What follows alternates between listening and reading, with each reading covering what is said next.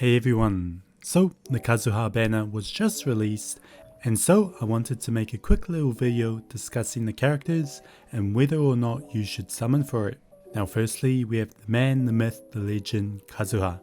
Now I've made quite a few videos discussing my excitement for him, but I really do believe he's gonna be quite amazing. But firstly, should you summon him? My answer is yes.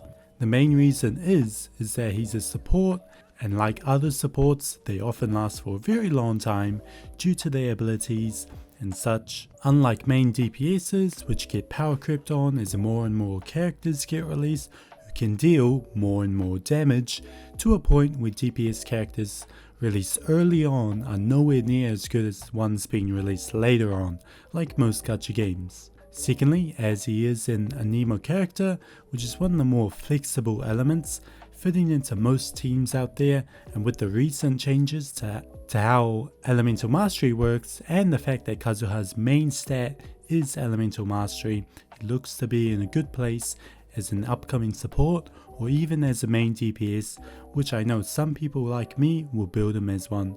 Next up we have Razor. Now I love Razor. Before I had some 5 stars, he was my main who I used to power through most of the content in the game.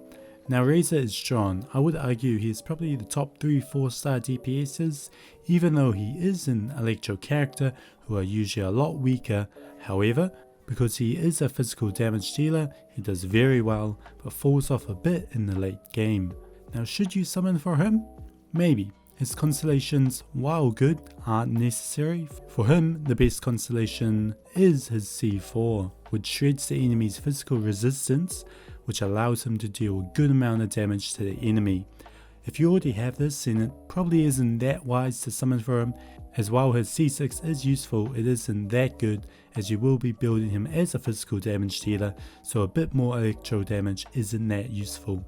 And saying all of this, Inazuma is coming up, and so this would be the best time for an electro buff, so it may be useful picking him up, as while electro is one of the weaker elements, it could quickly turn to be one of the stronger elements, and if you don't have any 5-star electro characters, then Razor could be a good option. Next up we have Bennet. Now I think by now everyone knows how good Bennet is, arguably one of the best supports in the game, offering nice heals as well as a good attack boosting burst. He does it all. Now should you summon for him? If you don't already have him or don't have his C1, then definitely, as while he's still very good at no constellation levels, his C1 really brings him up as a support and gets rid of the annoying HP restriction on his burst. His other constellations up to C6 are okay, but aren't that good to warrant summoning for him in my opinion. And now we reach his last constellation. Now this is a tricky one, as while on paper it looks good, offering a nice increase in pyro damage, but depending on which kind of team comps you're going to be building with him, it can actually end up being really bad. For example, if you're going to have a cryo comp, maybe with Chonyun, then all of his attacks will be converted to pyro, meaning it will be much more difficult to apply cryo and get those reactions out, and so can completely destroy some team comps. However, if you are mainly going to be running him in pyro based comps like Diluc comps, then this can be really good and can help out your DPS quite a bit. So depending on which teams you're going to be running Bennet on, C6 can be either really good or really bad, so do be wary of that. Now finally we have Rosaria. Now Rosaria was released not too long ago, and she has risen to be a very competent in the sub DPS role. She mainly acts as a cryo applier that allows the rest of the team to trigger various reactions such as freeze and melt. She can also be played as a decent main DPS, although she is only at a 4-star, so she doesn't perform nearly as well as many of the other 5 stars. Now should you summon her?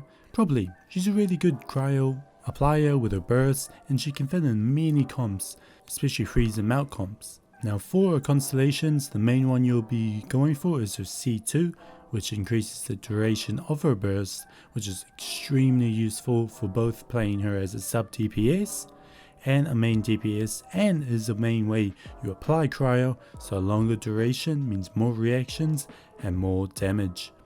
Now speaking of main DPS, if you are going to be playing her as one, then her C6 is extremely good as it reduces the enemy's physical resistance and as you will mainly be dealing physical damage, it's really good. So all in all, this is a very good banner, whether you're going for the newest character Kazuha, or you want to get more constellations on your favorite 4-star, I highly recommend this banner to all.